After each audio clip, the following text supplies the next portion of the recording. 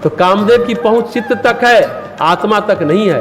तो आगे गोस्वामी जी कहते हैं, सबके हृदय मदन अभिलाषा, लता निहारी नभई तरु शाखा, नदी उमगी अबुंधी कहूं धाई, संगम करही तालाब तलाई। सबके हृदय में काम की इच्छा जग गई, सबके हृदय में काम की इच्छा हो गई। लताओं बेलों को देखकर वृक्षों की डालियां झुकने लगी, नदी उमड़ उमड़ कर समुद्र की ओर दौड़ी, ताल तलैया भी आपस में संगम करने यानी मिलने जुलने लगी। संसार और सांसारिकता के समस्त सम्मोहन प्रकट हो गए, जड़ में भी चेतन में भी। इसलिए अष्टावक्र जो हमने कल भी कहा था, प्रकृति पर्यंते संसार है, और जहां तक प्रकृति है वहां तक संसार है। ये कहानी भी बहुत मस्त कहानी है जो हम बताने जा रहे हैं, किसी और की नहीं है, वही सुखदेव मुनि की है। वे आदि काल से, पुरातन काल से ब्रह्म विद्या विशारद, अमर कथा सुन चुके थे, ब्रह्म विद्या को जान चुके थे, ब्रह्म विद्या विशारद कहलाते थे सुखदेव मुनि। ब्रह्मवेत्ता थे, ज्ञानी थे, ब्राह्मी चेतना से 24 घंटे अहर्निश एकाकार रहते थे। माया को, प्रकृति को, आदि शक्ति को सुखदेव मुनि मानते ही नहीं, एक पैसा महत्व नहीं देते थे आदि शक्ति जगत जननी को। एक दिन आदि शक्ति भगवती बोली, तू मानता नहीं है मेरे को? तो सुखदेव बोले, आप हो तब तो मानू, मुझे तो आपका अस्तित्व ही कहीं नहीं दिखता है। आदि शक्ति को सुखदेव मुनि ने कहा, क्या तुझे मेरा अस्तित्व दिखता नहीं है? अब मैं तुझे दिखाऊंगी मेरा अस्तित्व क्या है। कहते हैं आदि शक्ति ने सुखदेव को नाना प्रकार के शरीर में डालते रहे, कीड़े में, पतंगे में, मक्खी में, मच्छर में, हाथी में, गधे में, गाय में, घोड़े में, और पूछा, पहचाना मेरी शक्ति को? अब सुखदेव जी क्या बोलते हैं, माता मैं गलत नहीं कहता हूँ, मुझे वाकई आपका आभास नहीं हो रहा, वाकई आपका आभास नहीं हो रहा। गधे का शरीर मिल गया तो क्या हुआ? मैं तो शरीर हूं ही नहीं, मैं तो आत्मा हूँ।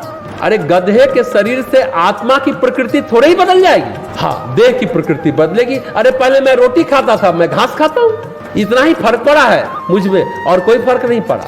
जो फर्क पड़ रहा है वो देह के प्रकृति में फर्क पड़ रहा है, देह में फर्क हुआ है। अरे कीड़े हैं तो नाली में पड़े हैं, अरे नाली में सर रहे हैं, आत्मा को कोई प्रॉब्लम थोड़ी हो रहा है। समस्त शरीर को देने के बाद आदि शक्ति ने कहा, सुखदेव तुम वाकई मुक्त प्राणी है, वाकई मुक्त है, तू मेरा सबसे प्रिय पुत्र है, तुझे प्रकृति की माया किसी भी क्षण नहीं छू पाएगी, न छूती है न आगे छुएगी।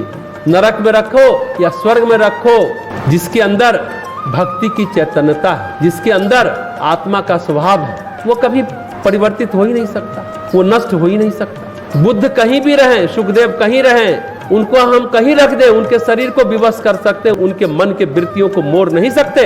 भगवान शिव का जो तृतीय नेत्र ज्ञान नेत्र है, वही संसार और सांसारिकता को जलाने वाली आग है।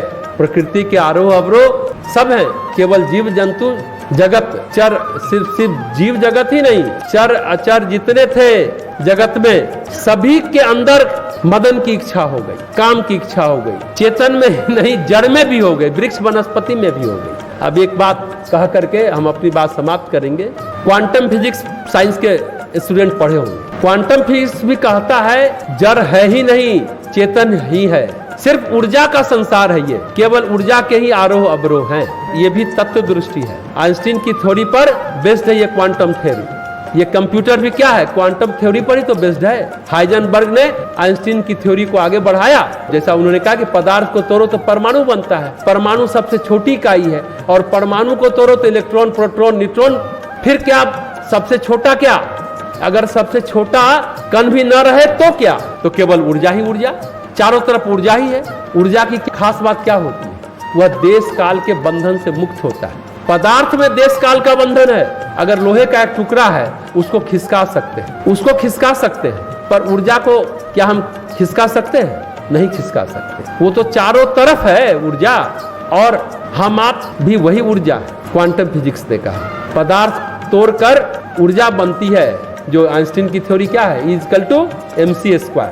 अगर किसी को वेलोसिटी में प्रकाश के वेग से दौड़ा दे तो वह ऊर्जा में परिवर्तित हो जाएगा, E = mc²। यही है। अध्यात्म ने पहली बार क्या कहा, ध्यान से सुने, कहा कि ऊर्जा के भी आयाम होते हैं। ये आध्यात्मिक दृष्टि है, विज्ञान अभी नहीं पहुंचा है। पदार्थ विज्ञान अभी E = mc² तक पहुंचा। अध्यात्म विज्ञान, चेतना का विज्ञान क्या कह रहा है, ध्यान से सुने। पहली बार कहा कि ऊर्जा के भी डायमेंशन होते हैं एनर्जी के, जो लोकांतर में है, क्रमिक रूप से सूक्ष्म अति सूक्ष्म होते चले जाते हैं। ये ऊर्जा लोकों की सृष्टि है। कैसे, कौन कौन डायमेंशन है, देखिए। मोटरसाइकिल चलती है किससे, पेट्रोल से। ईंधन जलता है, ऊर्जा निकलती है। पर मोटरसाइकिल की ऊर्जा तो चेतन से नहीं चल रही है ना, इसलिए वो ऊर्जा चेतना ही है, नहीं ऊर्जा जड़ भी है, ये समझिएगा। चेतन ऊर्जा तो नहीं, मोटरसाइकिल तो पेट्रोल से चल रही है, उसमें चेतना तो है नहीं, ऊर्जा तो बना। इसलिए ये नहीं कहा जा सकता कि जितनी ऊर्जा है वो सब चेतन ही है। हम ये कहेंगे कि सबके सारी सृष्टि ऊर्जा में है। विज्ञान की खोज अभी इतनी है कि सब कुछ ऊर्जा में है, पदार्थ नहीं है, केवल ऊर्जा है। ये विज्ञान की खोज है। पर ऊर्जा में भी जड़ता है और चैतन्यता है, ये अध्यात्म की खोज है। ऊर्जा में भी जड़ता है और चैतन्यता है, ये अध्यात्म की खोज है। विज्ञान तो यही कह रहा है कि पूरी सृष्टि ऊर्जा में है। चलिए, इतना तक तो पहुंच गया है। तो सबके हृदय में काम की इच्छा हो गई। भगवान शिव की ज्ञान अग्नि में संसार और सांसारिकता जलती है, द्वैत जलता है, अद्वैत रहता है। जड़ चेतन सभी में काम की वृत्ति हिलोरे लेने लगी। वृक्ष, तालाब, नदी, फूल, पौधे, सारे वनस्पति में काम की वृत्ति सृष्टि के कण-कण में, प्रकृति के कण-कण में व्याप्त होने लगी। अनुशासन अब रहा नहीं, धर्माचरण सदाचरण के अनुशासन नहीं रहे।